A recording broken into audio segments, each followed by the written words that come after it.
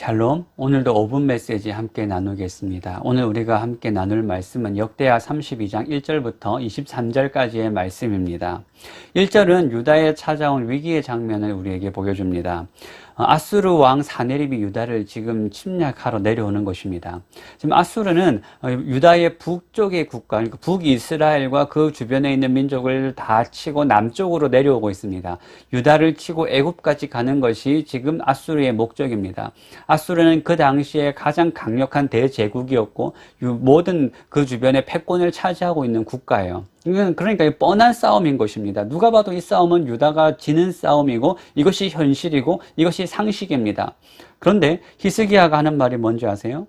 너희는 마음을 강하게 하며 담대히 하고 아수르 왕과 그를 따르는 온 무리로 말미암아 두려워하지 말며 놀라지 말라. 우리와 함께 하시는 이가 그와 함께 하는 자보다 크니 그와 함께하는 자는 육신의 팔이요 우리와 함께 하시는 이는 우리의 하나님 여호와시라. 반드시 우리를 도우시고 우리를 대신하여 싸우시리라. 지금 히스기야는 다른 관점으로 이 전쟁을 바라보고 있습니다. 유다와 아수르를 비교하면 이건 말도 안 되는 싸움이죠. 이렇게 보면 우리는 현실 앞에서 두려워할 수밖에 없습니다. 그런데 지금 히스기야는 어떻게 하고 있냐면 유다와 아수르, 우리와 아수르를 직접 비교하고 있는 것이 아닙니다. 하나님과 아수르를 지금 비교하고 있는 거예요. 그러니까 아수르 군대와 함께하는 자는 육신의 팔이지만 우리와 함께 하시는 분은 하나님이시다라고 히스기야가 고백을 하고 있습니다. 그러니까 그분이 우리를 대신하여 싸우신다라는 거예요. 여러분, 이것이 우리가 세상을 향하여 가지는 담대함입니다. 이것이 우리의 모습을 바라보는 것이 아니라 우리가 하나님을 바라볼 때 우리와 세상을 비교하는 것이 아니라 하나님과 세상을 비교할 때 하나님은 세상을 창조하신 창조주이시고 다스리시는 주권자이십니다. 그분이 우리와 함께 하시기 때문에 우리는 세상을 향하여 담대함을 가질 수 있는 것입니다. 이것이 우리의 믿음이죠. 두 번째는 산헤립의 도전입니다. 산헤립은 이제 예루살렘을 포위하고 한 신하를 보내어서 심리전을 펼치기 시작합니다. 이들이 하는 말이 무엇이냐면 13절입니다. 나와 내 조상들이 이방 모든 백성들에게 행한 것을 너희가 알지 못하느냐? 모든 나라의 신들이 능히 그들의 땅을 내 손에서 건져낼 수 있었느냐? 지금까지 아수르는 모든 나라와 그 신들을 멸망시켰다라는 것입니다. 그렇기 때문에 지금 너희 유다도 망한다라는 거예요. 이들이 지금 가지고 있는 이 경험을 가지고 이야기하는 것입니다. 지금까지 우리가 모든 나라와 모든 신들을 멸망시켰기 때문에 너희도 멸망당한다라는 것이죠. 또 15절입니다.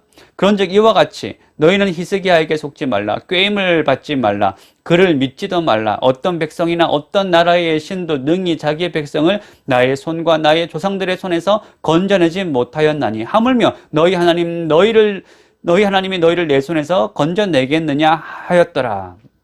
그러니까 지금 아수르는 자기가 다른 나라를 정복할 때 그 어떤 신들도 자기 백성을 구하지 못했다라는 것이죠.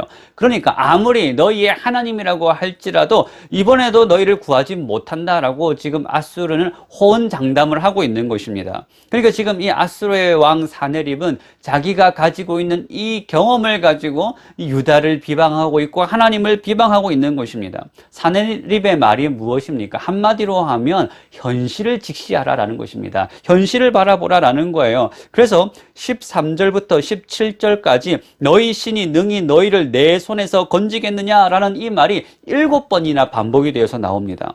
오늘날의 표현대로 하자면 아무리 부흥이니 예배니 하더라도 현실에서는 그것이 소용이 없다라는 거예요. 그것이 교회 안에서나 소용이 있는 일이지 현실에서는 그것이 통하지 않는다라고 이야기를 하는 것입니다. 하나님은 교회 안에서나 하나님이시지 세상에서 하나님의 그 믿음 여호와 신앙이 어디 통하냐 이 이야기를 지금 하고 있는 것입니다.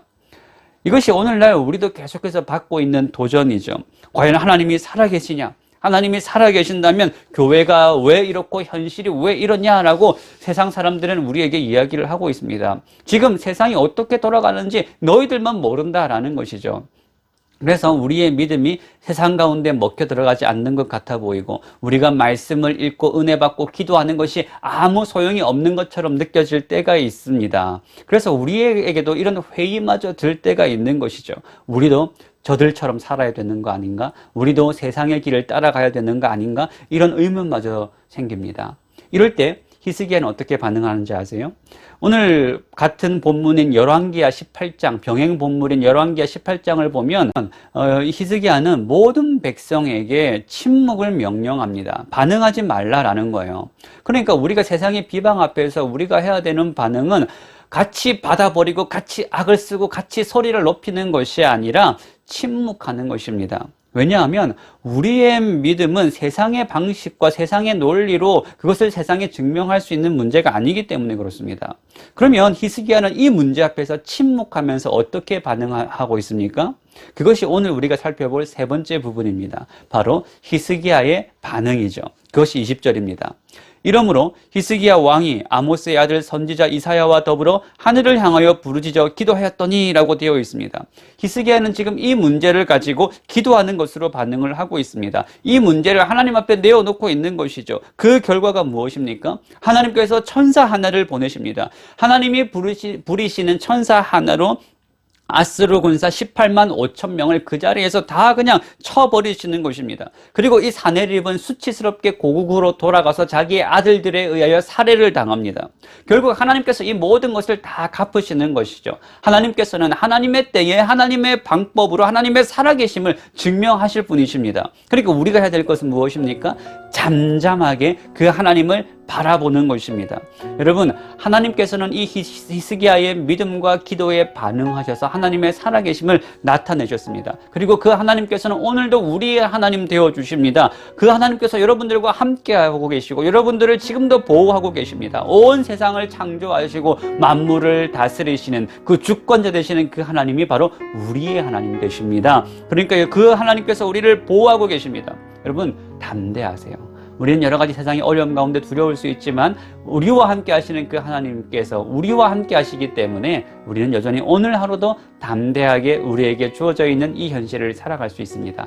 이 믿음이 우리 새소망교회 모든 청년들 가운데 함께 하기를 주님의 이름으로 축복합니다.